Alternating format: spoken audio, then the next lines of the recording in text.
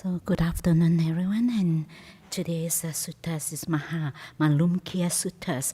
And one of the reasons I chose this suttas is because it's a frequent asked questions. People been arguing whether it's necessary to have jhana or not to have jhana. And some they say, okay, you don't have to have jhana. You still can be able to attain and like first stage enlightenment or second stage of fully enlightenment, fully enlightened, and this is go on and on, But in these suttas, actually, the Buddha's really very clearly pointing out that actually you do need, because jhanas is like the pathway to enlightenment, and he said it's impossible if you have to go through the pathway. If you don't go through, you can't get there. So it's very clearly that he gave the simile of the sapwood, that you have, if you want the sapwood inside the hardwood there, you have to cut through, isn't it? You have to go through. This is, he used a simile. So that is a quite a nice suttas, Okay, now I'm going to start to read the suttas, and those if you like to stop me and ask questions, you may do so. So is a greater discourse to Māluṅkyaputta. Thus have I heard, on one occasion the Blessed One was living at Savatthi in Jeta's Grove, Anathapindika's park. There he addressed the bhikkhus thus. Bhikkhus, Venerable Sir, they replied, the Blessed One said this, Bhikkhus, do you remember the 5 lower fetters as taught by me? When this was said, the Venerable Māluṅkyaputta replied, Venerable Sir, I remember the 5 lower fetters as taught by the Blessed One.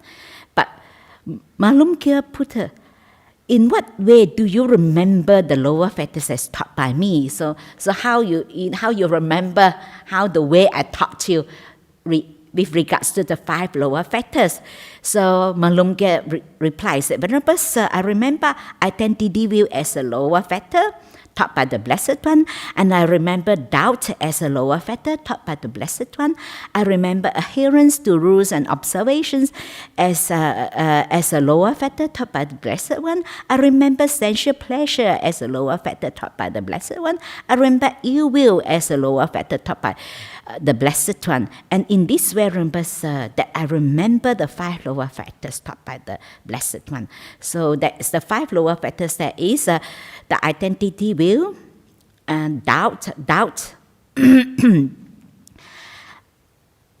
sensual pleasure, and attached. I mean, they said when they said that adherence to rules and observation, and then actually it doesn't mean that you when you said that, when you talk about, attached, not really attached to precept, like you're not attached to keeping precept. It's more like you believe that keeping the precepts is good enough. You get enlightened. Just be a good person. Being a person, a virtuous person is good enough. You can get enlightened. And there are the observances, like in India they do the dog's ascetics, the cow ascetics, so they behave like a cow, so then they moo, I think nowadays India still have those ascetics that practice it. They believe that they practice this to get enlightened.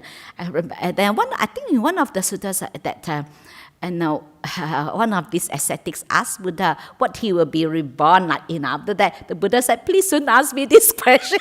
If I come to tell you, you'll be terrified, Imagine throughout your life you behave like a cow or a dog. There's a possibility the next life, you will be born as a cow or as a dog. So the Buddha said, you don't ask me. You don't ask me this, And the first one is identity view, and the second one, like you have the sense of self, who you take yourself to be. You identify. This is me, and I am this, I am that. This is mine. Or even we identify the object is mine, or we identify a family, a person is mine. We tend to identify all this. This is mine. Me and mine is there. The sense of self, and doubt, actually doubt is more refer, not you have doubts in everything. It's more that refer to you have doubts in the teaching, in the practice, whether this is the right practice, whether I'm practicing in the right way, or whether this is really true. You have doubts in the teaching. And then it's come from sensual pleasure, and then it's the ill will. And then this is the 5. If someone eradicates these 5 lower factors, so where did this person reborn? Pure abode. You'll be the non-returner. So you only have a bit, will not be, you'll be non-returner, you will not be reborn again in, you'll be in the pure abode, and then from there you get enlightened. So that's why until the 5 lower factors been abandoned, completely eradicated, then you no longer having ill will. Even stray winners or once returner, they still have slightly, that the sensual desire is still there, that sensual desires, and that still aroused in them, and the ill will, still that one still can come out, but they will not, feed it, it will not react to that. He will not reinforce that. The tendency is still there, but he will understand that, okay, this is this identity view. He will not hold on to the view. He will not hold on to the view of who he can, because he can see that non-self, but he still have that, you still have the remnants is there, the tendency is there, but they no longer, to enforce that, to create more new karma. So, but they still have it there, it karma. But if you are a non-returner, this completely eradicate. They have no sensual desire, they have no ill will. Of course, the 3 low for the once return, the stream winners is that they eradicate the 3 lower factors. That is identity view, doubt, and and then adherence and attached to rules and observances, and that's you believe that you're doing certain, or sometimes people believe that I do certain, ceremony that help me to change my karma. I know some people believe that you burn away of your bad karma. Some people they believe that, and that is adherence, attached to rules and observances. So then the Buddha replied, the Buddha talked to Māluṅkyaputta, to whom do you remember? I'm having taught these 5 lower factors in that way.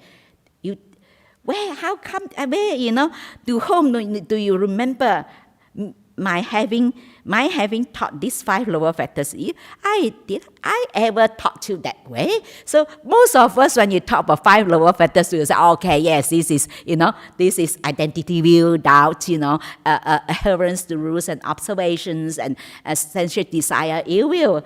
But another Buddha go further, would not the wanderers of other sects that confuse you with the simile of the infants, all the wanderers, of other sects, they will challenge you. They will use the simile of the infant. They said, for a young tender infant, lying, prone does not even have the notion of identity. How come a baby, they don't even have the notion of, how come they have the identity views arise in him? People will challenge you in this because you said that, this is the 5 lower factors, and then, you abandon that, and then yet the underlying tendency to identity view lies within him. So he said the underlying tendency. It's just like a baby when they're born. Yes, when the baby, they don't have the notion, but the underlying tendency is there. So as you see, as a baby, as they grow, when they grow bigger and bigger, started the identity view start to develop because the underlying tendency is there. So giving the condition, these things will comes out. And then also continue. There's a young tender infant proves does not even have the notion of teaching. Baby, they don't know teaching. How come they have doubt, you know. How come they have doubt arise in them? This is a baby, they don't even have that. That is the same thing. The underlying tendency is there. Like sometimes that people say, oh, I have no anger, you know, as if they're beyond, you know. Yes, you have no anger this moment. And then you never know when the condition is there, it been triggered, it come out. You know, sometimes people think that I will never do such a, you know, it's a terrible thing. Who knows? Just the condition is not there. And then people think that, oh, I will never, you know, I will not kill anyone. You never know. Because as long as the tendency is there, evil being triggered. You know, sometimes you see how some even very nice person, very kind, very nice person, they ended up, you know, I mean, they're harming someone without intentionally, but sometimes they overcame by their anger, you know, and that moment they're insane, you know. Like we have someone like being abused by the husband for a long, long time, and then she been suppressed, and she doesn't know how to look for help. And eventually, until to the point that she could not hold anymore, and she just become insane. She killed her husband, and she didn't even remember how did she kill him. It's just that moment. It's just overcome by that. So sometimes doesn't mean that now you are not, you know, maybe most of the time you are quite not an angry person and maybe quite okay because the condition is not there. It's just I used to tell people when early days when I was in Thailand, you know, I was so happy every morning. My job, one of my job, I do cleaning of the Sima hall every morning. So I will wake up 3:15 and then 5:45 I will go to the Sima hall and clean the Sima hall. And then very happy, very peaceful. I meditate a lot and then so peaceful. And then one day, someone walked into the Sima hall after I just cleaned and they just walk in. And then didn't take off the shoes. With all the shoes print there, I can tell you, I was really crazy. I was really mad. I feel like I'm going to strangle this person, you know. And then after that, then I realized that actually sometimes we overestimate ourselves. We think that we are maybe almost enlightened. We think that we are so peaceful, we are so calm, we are so kind, we are so nice. But because the condition is not there, no one triggered, not being triggered. So actually the underlying tendency is that being triggered, it come out.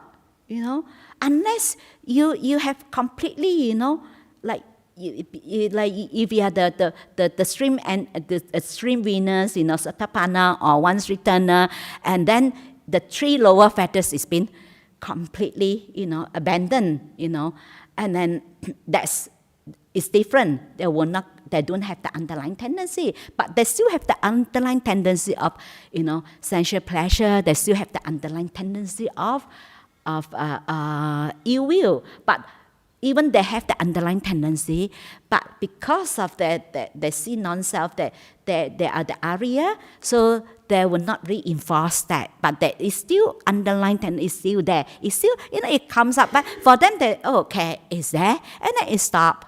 You know. But of course, for those unenlightened ones, you know, we very easily get control, you know, become slave to these 5 lower fetters, and then we reinforce that. So, and then this is this is how the Buddhists explained to him. Because if you tell people this is 5 lower fetters, then they will challenge you. They say, how about infants? How come infants don't even have the notion of identity, don't have the notion of the teaching? And how come, you know, that they have this teacher, how come they have doubts arising them, and then followed by like attached to the rules, you know, they don't have the notions, the rules, and so how could adherence to rules and observation arise in him? Yet the underlying tendency. So the Buddha said, now this is explained that it's underlying tendency, something that is there, and then is we think that is not there, but actually there is the underlying tendency is there. Then given the condition, it's just like weeds, you know, it's just waiting. When you start to water, the weeds will come out. There will sprout, that will come out, you know. But it's there, you know. It's waiting for the right condition. When the condition is right, it comes out. It will arise, you know. And then a young tender infant lying prone does not even have the notion sensual pleasure. So how could sensual desires arise in him? Yet the underlying tendency to sensual lust lies within him. A young tender infant lying prone does not even have the notions beings, How could ill will towards beings arise in him? Yet the underlying tendency to ill will lies within him. Would not the wonders of other sects that confuse you with these similar of the infants? So they will challenge you with this simile. So then thereupon the Venerable Ananda said, it is a time, Blessed One, it is a time, Sublime One, for the Blessed One to teach the 5 lower fetters. Haven't heard it from the Blessed One, the bhikkhus will remember it. So then the Blessed One said, then listen, Ananda, and attend closely to what I shall say. Yes, Venerable Sir, the Venerable Ananda replied. The Blessed One said this, Hear, Ananda, an untaught ordinary person who has no regard for noble ones, is unskilled and undisciplined in the Dhamma, who has no regard for the true man and unskilled in the discipline in the Dhamma, abides with a mind obsessed and enslaved by identity view. That means it's referred to like the person that is unenlightened, like the Buddha Jhana, then because they're not skilled, they're unskilled in the unskilled and undisciplined in the Dhamma. So for those unenlightened ones, they were enslaved by identity view. They become slave, they're obsessed, and they does not understand that actually it is the escape from the arising identity views, and when the identity view has become habitual, like habitual. For example, constantly we have an idea who we are, then become a habitual thing. If someone says something that, that maybe, you have an idea of who you are, and maybe someone challenge you, you get very angry, you get very upset, and then the Buddha said when that identity has become habitual and is uneradicated in him, it is a lower fetter. He abides with mind obsessed and enslaved, by doubt. So he will become, by doubt and enslaved, the mind obsessed and enslaved by adherence to rules and observances, and by and the mind obsessed and enslaved by sensual lust and by ill will, and does not understand as is actually is the escape from arises ill will, and when the ill will has become habitual and it is uneradicated in him, and it's a lower fetter. So they said this lower fetter because when someone is not enlightened, so you do not see that, unable to see that, then very easily we get sucked in. And then we attach to our, for example, we attach to our view and opinion so much, our identity views, and then sometimes we impose even on others, like how does other people should be, how they should behave, and then we completely, and then if people don't do according to what we expecting to be, we got, we got obsessed. When we go back, we keep thinking about, how terrible the person, how bad the person is, and then the mind being obsessed by that, and then become a slave, and then we constantly allow this to affect us, when we have doubt, and then the mind go on and on, we being always obsessed by that, and then we become the slave to these 5 lower factors. When that arises, then this is how, this is how we reinforce that. And then become habitual and become so difficult. When, all habit die hard, isn't it one of the saying? And it's very difficult to eradicate. It becomes more and more difficult to eradicate. It becomes more and more, when it's become habitual and it's uneradicated, and this is the lower factors. So, so the underlying tendency is very strong, it's still there. So a well-taught noble disciple who has regard for noble ones and is skilled and disciplined in the Dhamma, and who has regard for true man is skilled and disciplined in the Dhamma, and does not abide with a mind obsessed and enslaved by identity views, he understands as is actually is the escape from the arisen identity views, and identity views together with the underlying tendency do it is abandoned. So they don't even have the underlying tendency. So it's totally abandoned because that is when he talk about this as someone is skilled and disciplined in the Dhamma, regard to the true man and for the noble ones. So are the areas like non-returner or once returner and then Sotapanna will be the trail over fetters will not, they were not, enslaved by identity views, and then were not enslaved by doubt and enslaved by adherence to rules and observances. That is for Sotapanna and the once returner, but the non-returner and the Arahant, the fully enlightened one. So they were not enslaved by this. They don't even have the underlying tendency. The underlying tendency is completely eradicated. So they don't have the underlying tendency. It won't come out. They don't have this five lower factors. So that is a path. This is Ananda, a way to abandoning the five lower factors.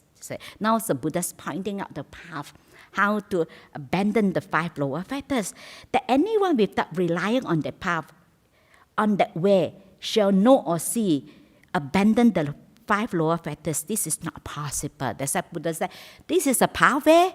If we are not, if without relying on this path, is this way, he says, shall know or see or abandon the five lower. So that is impossible. So just as when there is a great tree standing possessed of hardwood, it's not possible that anyone cut out the hardwood without cutting through the bark, the sapwood. If you want the hardwood, you have to go through, you have to take out the bark, the sapwood, in order to get the hardwood. So they said he give the similar of that. So they said this is the pathway. If you don't go through the path, it's impossible that you be able to eradicate the five lower factors. Then you become fully enlightened. There is a path, Ananda, a way to abandoning of the five lower factors. That someone by relying on that path, on that way, shall know and see, abandon the five lower factors. This is possible. Just as when there is a great tree standing possessed of hardwood, it is possible that someone shall cut out the hardwood by cutting through the bark and sapwood. So too, there is a path. This is possible. So you go through the path if it's possible. Then you have to go through. If you do not following the path, so it's impossible you can go through. It's not possible that you be able to eradicate the five lower factors. Suppose, Ananda, the river Ganges, he gives more simile of that, like that the river Ganges were full of water right up the brim, so that the crows could drink from it, like it's so up to top, so the birds it can, because when the water is not up to the brim, you can't, it will fall into the water. Then the feeble man came thinking, if someone is weak, come thinking, by swimming across the stream with my arms, I shall get safely across to the further shore of this river Ganges. Yet he would not able to get safely across. So too, when the Dhamma is being taught to someone for the cessation of personality, if his mind does not enter into the acquired confidence, steadiness, and resolution, then he can be regarded as like a feeble man. So he said, unless someone is to be able to see the cessation, like to see the non-self, and his mind do not enter into that, that confidence, the confidence, steadiness, and resolution, and he regard as then he said that someone, you have to go through that like then he's follow up, like you have to be in the jhana state when your mind without the five lower, with the five hindrances is not there, being suppressed. So suppose, Ananda, the river Ganges was full of water right up to the brim, so that cows could drink from it, and then the strong man came thinking, by swimming across the stream with my arms, I shall get safely across the further shore of this river Ganges. And he will be able to get safely across. So too, the Dhamma is being taught to someone for cessation of personality. If he might enter into it and acquire confidence, steadiness, and resolution, he then be regarded as it's like a strong man. He be able to do that. Then, and what, Ananda, is the path, the way to abandoning of the 5 lower fetters? There he comes, the Buddha said. Here, with seclusion from the accusation, with the abandoning of the unwholesome state, with the complete tranquilization of the body, and quite secluded from sensual pleasure, secluded from unwholesome states, a bhikkhu enters a point abide in the first jhana. So that is when you enter into first jhana, the 5 hindrances is not there. It means suppressed, and which accompanied by applied and sustained thoughts, and with rapture and pleasure born of seclusion. That is the first jhana. This is the first jhana. So whatever exists therein of material form, feeling, perception, formations, and consciousness, he see those things as impermanent. That's why that you see, even someone is in jhana state, when they experience that, they be able to see that this, even with that, in the jhana state, still can see that it's impermanent, it's still suffering as a disease, as a tumor, as a bug, and as a calamity and affliction, as alliance, and as disintegrating, as void and as non-self. He turns his mind away from those states and directs towards into deathless element. And this is the peaceful, and this is the sublime, and this is stilling of the formation and relinquish of all attachment and destruction of craving, dispassion, and cessation nibbana. So if he steady in that he attains the destruction of taints, but if he does not attain destruction of the taints because of desires for the Dhamma and delight in the Dhamma, then with the destruction of the 5 lower fetters, he becomes one due to reappear spontaneously in the pure abode, and there attain final nibbana without even returning from the world. And this is the path, this is the way to abandoning of the 5 lower fetters. And this is very clear that at least first jhana, that because when your 5 hindrances is not there, then because the 5 hindrances is not there, so when the 5 hindrances are not active, so what you perceive that time, you'll be able to see things as they truly are. Whenever the 5 hindrances is there, what we perceive, what our view is all distorted. So we will be perverted by our likes and desire. You want to see what we want to see, and it's all our view is distorted. And we are unable to see that you can't see non-self, So that's why at least this is here, first jhana. If you're not fully enlightened, but at least, you'll be able, it's the first jhana, you attain becomes a non-returner, so you spontaneously in the pure abodes and there attain final nibbana without returning from that world. And this is the path, the way to abandoning the 5 lower fetters. Now then he's go on to entering into the second jhana. Again, with the stilling of applied and sustained thoughts, bhikkhus enter a point abides in the second jhana. Again, with the fading away, and some people, at the end also they ask about these questions, liberation by wisdom, liberation by mind. So some people, if they have very strong wisdom faculties, first jhana is enough.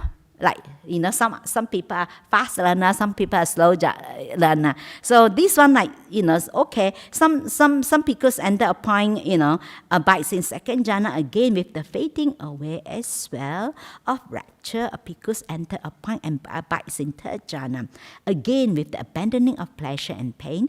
Bhikkhus enter a point and abides in the fourth jhana, and then go from first jhana, second jhana, fourth jhana, which neither pain nor pleasure, and purity of mindfulness due to equanimities. So whatever exists therein of material form, feelings, perception, because all these, feeling, perceptions, all this thinking, all the activities of the mind, volition, all cease, stop. He sees those things as impermanent, because things that usually is there and is no longer there. Everything is disappear. That is non-self. He turns his mind away from those states and directs towards the deathless element. And this is the path. This is the way abandoning of the 5 lower fetters. And again, with the complete surmounting of perception of form and the disappearance of perception of sensory impact and non-attention to perception of of diversity, aware of the space, infinite. So that is after the fourth jhana that enter into the fifth jhana, the rupa state, and that space is infinite because enter upon abide in the base of infinite space. Infinite space, that means that is like boundless, boundless. That's like. And whatever exists therein, feeling, perception, formation, and consciousness, he sees those things as impermanent, as non-self. He turns his mind away from those states and directs towards the deathless element. And this is the path, this is the way to abandoning of the 5 lower fetters. And again, by completing samadhi, the base of infinite space, aware that consciousness is infinite, the consciousness like that means that time is the consciousness actually is there's no boundary. That means that no nothing to be conscious of. Everything sees.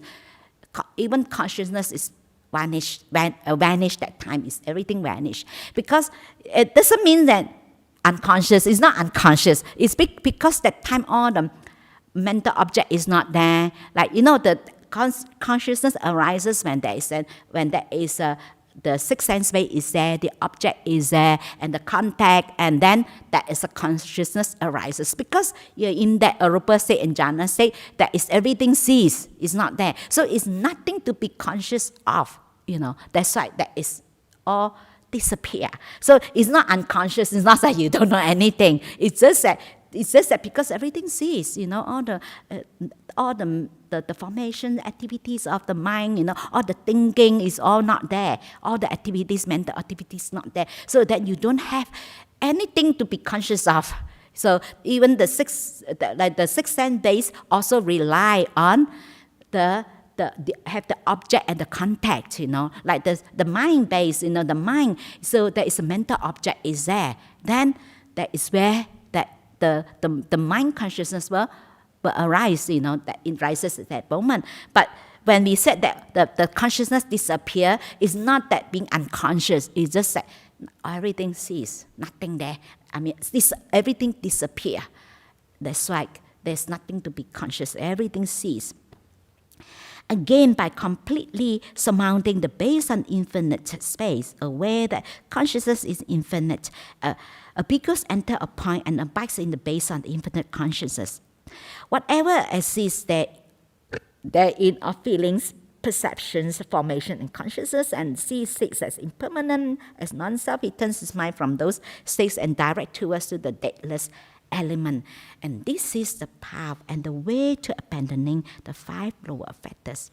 Again, by completing surmounting the base on infinite consciousness, aware that there is nothing because enter a point abides in base of nothingness. So there exists therein feelings, perception, formation, consciousness. He see those states as impermanent. There's even in that deep you experience the deep state, you still see that this is suffering, as suffering impermanent, as a disease, as a tumor, as a bug, and as a calamity, and as affliction, and as alliance, as a disintegrating is void, and is non-self. He turns his mind away from those states. So after he's turned away the mind from those states, and then he directs towards the deathless element. This is the peaceful, this is the sublime, this is the stilling of all formation, and the relinquish of all attachment, and the destruction of craving, dispassion, cessations, nibbana. So he steady in that, he attained the destruction of the taints. But if he does not attain destruction of the taints because of the desire, they still have the desires of the Dharma and delight in the Dharma. And then with the destruction of the 5 lower fetters, he becomes one due to reappear spontaneously in pure abode and attain final nibbana without ever returning from that world. And this is the path, the way to the abandoning the 5 lower fetters. So this is like, Buddha said to able to abandoning the 5 lower fetters, the pathway is at least first jhana, and then going to the second jhana. Some people might take a little bit longer. They say sometimes they say sometimes some people think that jhana is an attainment. Actually, jhana is not an attainment. Jhana is more like the prerequisites. You need to, you need that state of mind, that your mind without the 5 hindrances. So like people experience, like we call it like ping pong jhana, you go in and out. Because you go in and out very quickly, the 5 hindrances active again. So then when it's the 5 hindrances active again, so whatever you perceive, that our view still distorted. We are not perceiving things as they truly are. So they say some people might need take a longer. They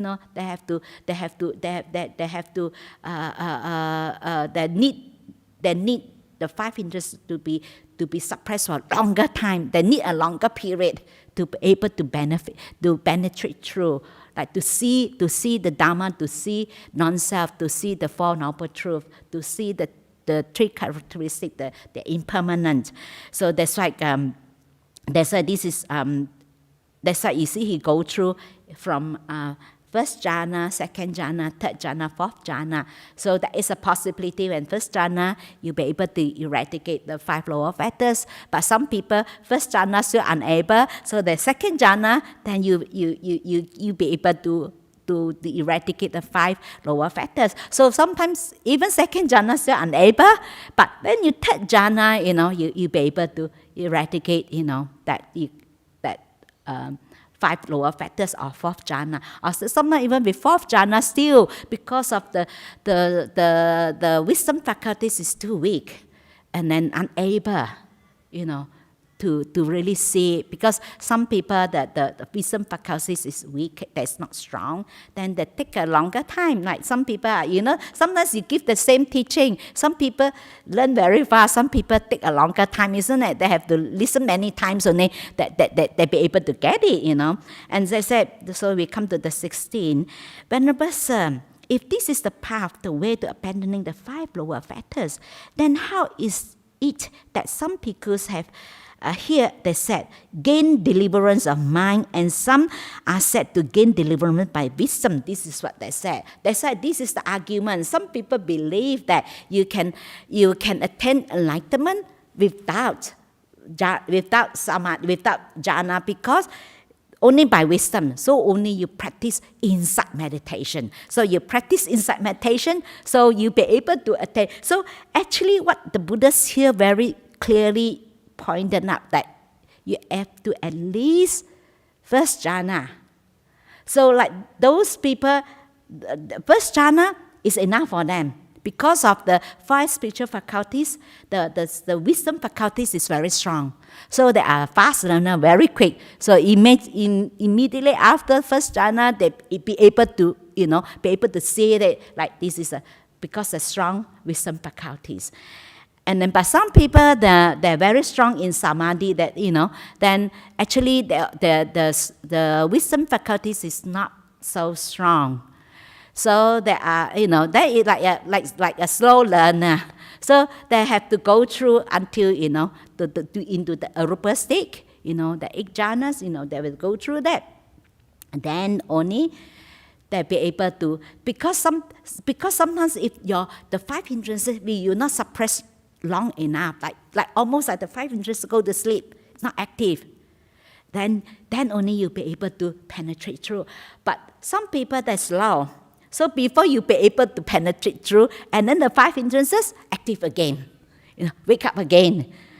That's why some people need long time. Like some people need to listen many times only, they understand. Some people listen once, they understand. Like some people, you show them how to do this, you show them once, they got it. And then some people have to show many times the same thing. Like first, some people with a strong wisdom faculties, first jhana, they get it. But some people, they're slow learner, they have to go through, so they need longer time. So that's when you go through to the arupa state, then you be really in the jhana state for a long time. But then your 5 hindrances been suppressed. Like really go to sleep, then for a long time it won't wake up so easily. That because you need long time to be able to penetrate through, to see the Dharma, to see non-self, to be able to see the Four Noble Truths, the impermanent, then they be able to completely eradicate, the 5 lower fetters and to attain enlightenment. So that's why means that actually both you need jhana. It's not that, it doesn't mean that you gain deliverance by wisdom, then you do not need to attain jhana. No. That's why this is what people have been arguing. You know how people, that you want to see what you want to see. Then you can interpret that. But you see, the Buddha said that. You see, that's why some people believe that. They say, yeah, the Buddha said that. Actually, the Buddha didn't mean it. That is their own interpretation, because in these suttas it's very clear. The Buddha's already pointed out from first jhana to fourth and to the arupa state. It's very clear. The Buddha's already pointed out in these suttas that yes, jhana is necessary. Not like some people think, oh, no need samadhi. You practice insight meditation, then you can get enlightened faster. So, but here is very clearly. So because the sutta is more authentic, this is the teaching from the Buddha, and this is based on what the Buddha taught, and this is necessary. Whether it's a deliverance of mind and some are gain deliverance by wisdom, both require they have jhana. You have to attain the jhana state. So the difference here, Ananda, is their faculties. So that he's trying to explain to him their faculties. Different people have different faculties. Some people have a very strong samadhi, and then some people have strong panya, wisdom. So then people have strong samadhi, the spiritual, the wisdom faculties is weak. So then they have to go through, until they know that a rupa state. Then when the 5 hindrances been suppressed long enough, then because they need a longer time. So because of the wisdom faculties is weak. So that is what the Blessed One said. The Venerable Ananda was satisfied and delighted in the Blessed Ones. And that's it, that this is the suttas. And any questions or comments? Any questions or comments? With these suttas? It's because it's very interesting that because nowadays people have been arguing, that even some meditation teachers say you do not need jhana to attain fully enlightenment. Yes. Ajahn, Hasapanna, I came late, but thank you for the really wonderful sutta. This is very important sutta. Thank you very much. What I want to ask you is, like for a person who realizes in equanimity, as I stated, the highest jhana, and then you have the 7 factors of enlightenment, highest equanimity, okay? Also understanding the no self and emptiness too, So, understand this, okay? This ultimate thing, okay? But then the pool of samsara is still a bit, you just, I just indulge a little bit in that, the 5 hindrances, a little bit, and I come back again. Can it be that way? What you mean that you go in and come out again a little bit? Because when you're in the state, when you attain the state, actually the 5 hindrances is not there, being suppressed. Only when the 5 hindrances is not there, whatever we perceive like things purely as they are. But then when with the 5 hindrances, we perverted by our likes and dislikes. We perverted by our desires, our sense of self, our ego. So all distorted, we don't see. They say sometimes you think that you know, you don't know, because the 5 hindrances is still there. So it's all the blind spot is still there.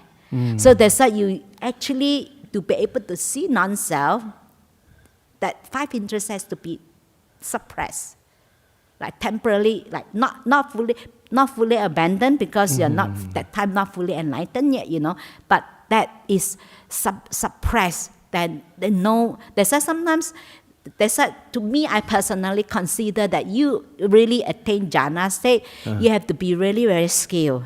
You have to be really able to in and out jhanas easily, quickly. You'll be able to decide how long you'll be in jhana, because then only your mind will be, your five interests is not there, only you'll be able to see non-self. If not, because the five interests is there, your sense of self is still there. You know, your craving, your ill will, this is all come from your sense of self. So whatever you see what you want to see. You know, you put all distorted thoughts. All this is all your view is distorted. You're not really seeing things as they truly are. Not the complete understanding that is, that's the ultimate thing. But you haven't been to the. Yeah, I know what you mean. I know what you mean. Yeah. Can I ask a quick second question? Okay, yeah. The second one is, equanimity, okay? And then there is that no self and emptiness. No? Are they three equal together, or one is more deep or one? Equanimity is just, because it's everything disappear, cease. So no thinking, no, your mind activities, that is all cease. Because of the when you are in jhanas, the five hindrances is not there. Yeah. And how about compared because all the five hindrances is there, so that your mental malformation is there, your thinking, your perceptions, and your worryings, everything is that the mind activities is there, but at this stage it's already all stop. Are they all equal, like equanimity, understanding the no self and emptiness? Are they almost the same, or what? The three things? Because that time when there's everything is not, when you're in this state, then you'll be able to see that it's not the self there, because this thing gone. Because what you take it to be yourself and things like that. That's why you need to be in that state in order to see that, to see the they are related. They are related. Three of them, they are related. Actually, this is how when you are in the state jhana, actually it's all says no activities. Actually, it's only when you come out from that is where the mind, that is where you reflect, that you see things. Because that time your mind, you cannot do, you get not moving, not doing anything, can't do anything. So it's you're not, the mind is just sees everything, sees. So only that's why some people arguing with the upachara samadhi, like for example the neighborhood of samadhi. So when they talk about upachara samadhi, actually it's more refer to when you come up from jhana, that the upachara samadhi, that state, but because your mind is still without the five hindrances, that the time that you contemplate the Dhamma, you can see the Dhamma, you see non-self, But then people think that, sometimes before entering jhana, that's why people think that you do not need jhana. Because of this upachara samadhi with that upachara samadhi is different. This haven't entered. That one is enter, come out, you know what I mean? So this one haven't entered, your five hindrances is still there. That one is after enter, the five hindrances being suppressed. Then they come up, the state of mind that without five hindrances. Then that's the time that you'll be able to see all those impermanent, see non-self. You'll be able to penetrate through. You see that, you see all this is suffering. There's this sense of self, You see all the impermanent things. Because you experience everything disappear, the disappearing. Things that usually is there, you experience everything cease. And you see then you can see the suffering, and this is where you eradicate all the things, all your desire, all the sensual desires, the sense of self, and you see non-self. But that's why you have to be absent of the five hindrances. Because with the five hindrances, you got the blind spot, you can't see. What you see all distorted. You want to see what you want to see. But that's why this is different. But because people argue that that's why people think that, argue that, you do not need jhana, because the neighboring, they call it neighboring of jhana, that is before enter jhana, that upachara samadhi with after jhana upasana is different. Because before enter jhana, the 5 hindrances is still there. So whatever you still have your perception, you still have your sense of self idea. So whatever you see, you're not truly perceiving as it truly are, because the 5 hindrances is there. They are the one who confuse you. They are the one your blind spot that that you can't see. Yeah. So that's why you have to be after, not before. So that's why people been arguing that no need jhana because of the upajjhara samadhi. It's different. Before enter and after enter is two different things. After enter, your 5 hindrances is not there. But before entering, the 5 hindrances is still there. As long as the 5 hindrances is there, that is sensual desires. The one thing is still there. The sensual pleasure, the wanting to be, wanting not to be is still there. Ill will, not getting what you want, you get upset. Ill will, and then sloth and torpor, and then restlessness and doubt. So you still not clear. The mind is foggy, you are not clear. Then whatever you see is just according to, you were perverted by all your likes and dislikes. You want to see what you want to see. They say sometimes people have very strong views. Whatever they see, they direct that. Like for example, like when someone have the very strong tendency, like they're very negative, whatever they see, they're always related to negative, So then you're not seeing things as they truly are because of your 5 hindrances is there. The sense of self is still there. That is actually after jhana, because when jhana says everything stop. That is only after.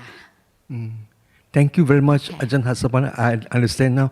Okay. And I want to thank you too, for this allowing, sharing, choosing and sharing this sutta, very rare sutta to us, It's very important. I thank you very, very, very, very, very much. Okay.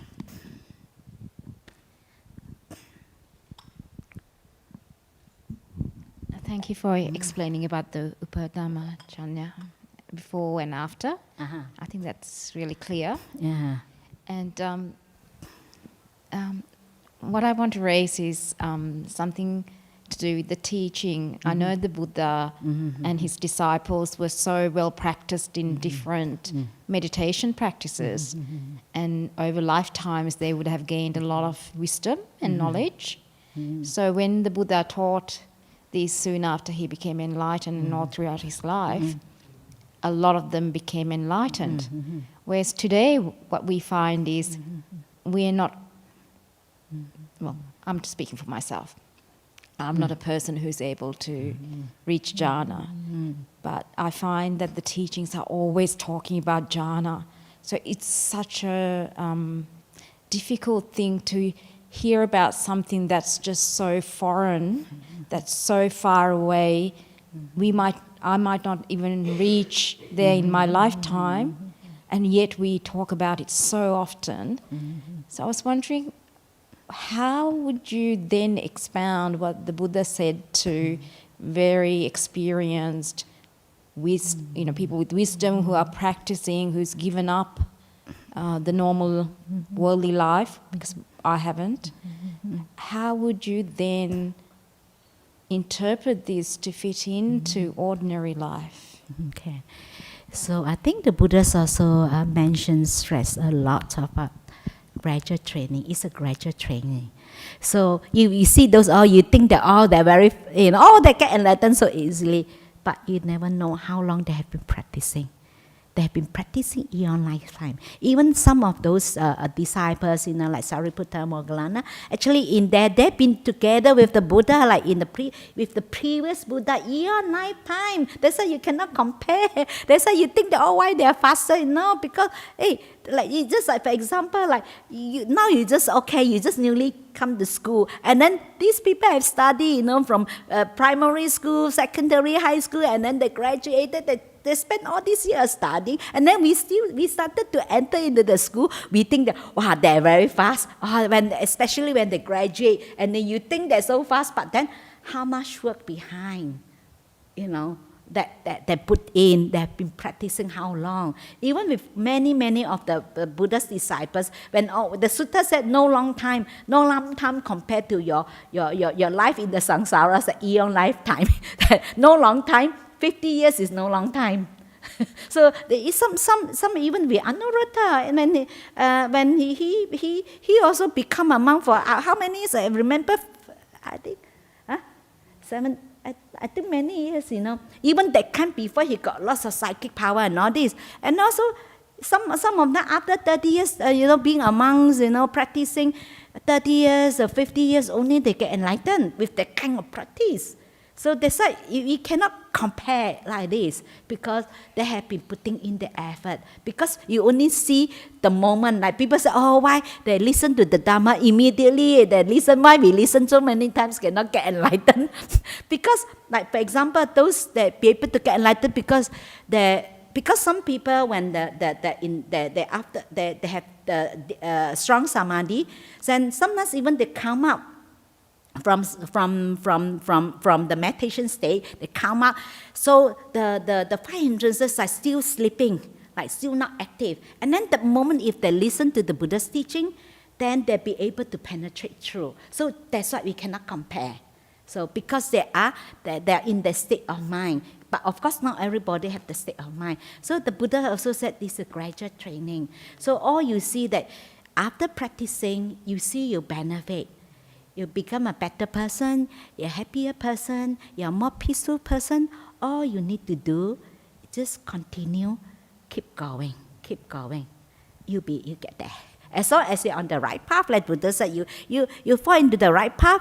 All you need to do, the Buddha said, the two mistakes the Buddha said, the two mistakes people make, that is not continue, keep going, or they're not starting.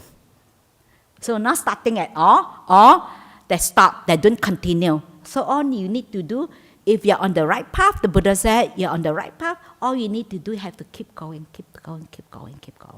So as long as you know that in this life, after practice, you benefit a lot. And you're happier, you get a better person, you become more peaceful, calm, and then you also already benefit in this life. So I personally, I don't say too much, but because of sometimes people ask these questions, then I and when I read these suttas, I find that it's a suitable, it gives answer to all these people been asking again and again. So okay, if next time people ask again, okay, go and read this sutta, Māluṅkyaputta, so I don't have to explain again and again, because in these suttas, that the Buddha's already pointing out, it doesn't matter. You don't know how close you are and how far you are. All you need to do, keep going. Sometimes maybe, like the Buddha said, when you're doing something good, the Buddha said, you have to keep doing it and make it a very strong inclination. So when you have a very strong inclination, then naturally, next time you will incline towards that. And then you keep going. And it's not sometimes I keep telling people, don't worry too much about how long it takes, will drive you nuts and crazy. I said, no. It's just like, just now we were talking about the suttas, someone asking the suttas, when we die, and then whether, we talking about you struck an arrows, who struck the arrows, who do that, why they do it, why this way. Before you find out who is the one who pull, who try to, pull the arrow, and you've been struck by who did that. I think you're already dead by then. First thing, you've been struck by another, you treat your wound first. You're not going to look, who do that, who is the one who did, why they do it, Then, you don't keep going to ask this kind of questions, concern about that. What's your concern if it's right now? So your future lies within now. How you do with your life now is important.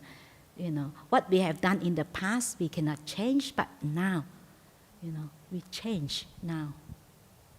Okay.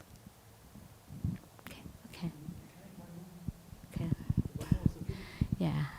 Okay. Yeah. Ajahn Hasapanna, coming back to the last question asked by the lady here. Yeah, she was saying that because we talk about jhanas, and then you she doesn't, or some people they don't understand this. So what my question is, sometimes the higher teaching, we already know it. We have already got it here. We don't realize it. To some higher sangha point out, oh yeah, I got it already. As you said just now, we are near it already. We don't realize it. Do you think like that? Yeah. Yeah, I feel some people. sometimes you don't know. Oh, I think and then till someone points out to you, then you I think I've got I don't realize I've got You understand what I say? Huh? You understand? Yeah. It's just like sometimes you have to. All you need to do is just keep going. Keep going. Sometimes Just keep going. You don't know how near. It's just like taking a well. Like some people almost there, they give up. But then if you dig a little bit, 1 meter more, you hit the water. So that's all you need to do. Just keep going until you hit it. But knowing is sometimes it's not that we don't know. No, the knowing is the peace we have inside, isn't it?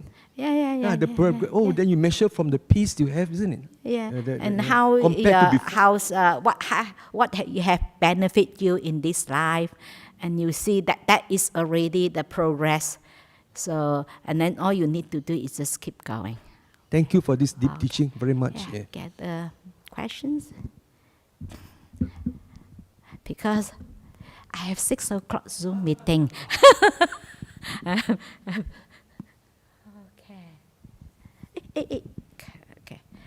Can you please explain a bit more about ping pong jhana? Ping pong jhana, that means that sometimes you just have enter into that, you don't stay long enough, and you just have a glimpse, a taste of it, and then you come out very quickly. So, and that is like not quite stable. Like, you experience that you're disappearing of the body, you experience that, but it's very short, like just almost like in and out, and that's actually, you're not truly attain jhana because it's very fast, but at least it gives you a glimpse. A glimpse of that, you see that, but then actually it's not enough. You have to stay long enough. That's like go in and out very fast. So that's why your 5 hindrances is still, it's the 5 hindrances, because you don't stay in the jhana long enough, you come out very quickly. Immediately you come out, then the 5 hindrances active again. So it's like, then actually it's okay. They give you the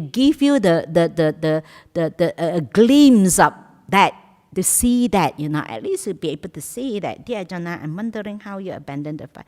If the underlying tendencies are there, that's why the underlying tendencies are there. That's why you have to not to reinforce the underlying tendency. So whenever there is trigger, your underlying tendency, for example, you see. For example, if your mindfulness is strong, then when the condition is there, it's trigger, and then you see that, okay, anger arises, hatred arises, and then you do reinforce that. And you stop reinforce it, it will eventually, because it will not go away immediately. It's just like the underlying tendency. Each time the underlying tendency is being triggered, and that defilements arises that moment, we do not react towards that. Even we don't react towards that, it's next time still come out. So I like to give the simile of a ball spinning. So when the ball spinning, when you kick the ball, when you keep kicking the ball will spin, isn't it? Even you stop kicking, the ball still spin. But it slow down. If you continuously not to reinforce, so that's why you need to practice. When your mindfulness is strong, your mind is stable, you don't feed it, you don't react to that. This is how slowly your underlying tendency gone. This is how you practice, That's why the Buddhists mentioned that the underlying tendencies is not there, is because that those areas, the underlying tendency is not there. But as long as you're not at Arias, an enlightened person, underlying tendency is still there. So that's why you have much work need to be done. You still need to, each time, so eventually, each time it comes out, you don't reinforce, you do not react. So, because you don't add in new energy, you don't kick. So, then the ball will be slow, isn't it? Less. Then, continuously, you are not kicking the ball will spin slower, eventually stop. This is how the underlying tendency takes time to eventually is eradicate. It's not that, I do this immediately, it's not like getting rid of things, no. It's more because the underlying tendency is more like our habitual pattern. It become a habit. And then how to eradicate this habit? Actually by reconditioning ourselves, not to follow the condition. If we repeat the condition, then we reinforce again and our habit becomes stronger and stronger. Then we have to recondition. It's just like that. It's just like you have to redirect the water. Flowing this way, you have to have a new channel. Your reconditioning is like a new channel. You channel the water to the other side. That's why sometimes when your new conditionings, your habitual pattern is stronger, then sometimes even though you change your habit a bit, you change, but if it's not deep enough, sometimes you still go back to your old habitual pattern, isn't it? From time to time, you forgot, you go back because of it's not deep enough. So we have to keep practicing, have to recondition ourselves, not to reinforce our tendency, not reinforce. That actually the tendency is our habitual pattern that is we've been conditioning maybe from previous life, and this life we keep adding on, reinforce. That's why the practice is that when your mind is peaceful enough, when you're mindful enough, you are not reinforcing it. So when you don't reinforce, it's gradually, that's why the Buddha said it's a gradual change. Like the ball, eventually you don't react, and then you recondition yourself not to feed it, not to react to that reinforce the tendency. Eventually, slowly, that's why sometimes some of the things that used to bother you, and then after you practice sometimes, and then suddenly you feel, this is no longer bother me. It takes like, it's just like the ball, eventually, if you continue not to reinforce, so no more energy. So it stop. This is how it stop. So I hope this answers your questions. Once we exit samsara, will we stop exist or what happened? Once we exit of the samsara, it's just like the Buddha said, it's just like the flame. So when the flame is off, what is there? Nothing left. Very scary, isn't it? When we tell people the extinguishment, the people say, I don't want to attain Nibbana. I want to come back. We have people said to me, I don't want to practice meditation anymore. I don't want to attain Nibbana because I want to come back. It's not coming back. So we start existing. What happened? Nothing happened. Gone. That's no more coming back. So it's very scary when you're not ready. Sometimes we always think, many people think that Nibbana is a place. Go to Nibbana, happy ever after. And then, Nibbana is not a place. Nibbana is just that, Nibbana actually in meaning is extinguish. Everything cease, stop. It's just like a flame. Stop, nothing left. So I think that's it. Okay. Answer 3 questions. Okay. Okay, any more questions or comments? No? Okay. Then we can finish this session. Okay.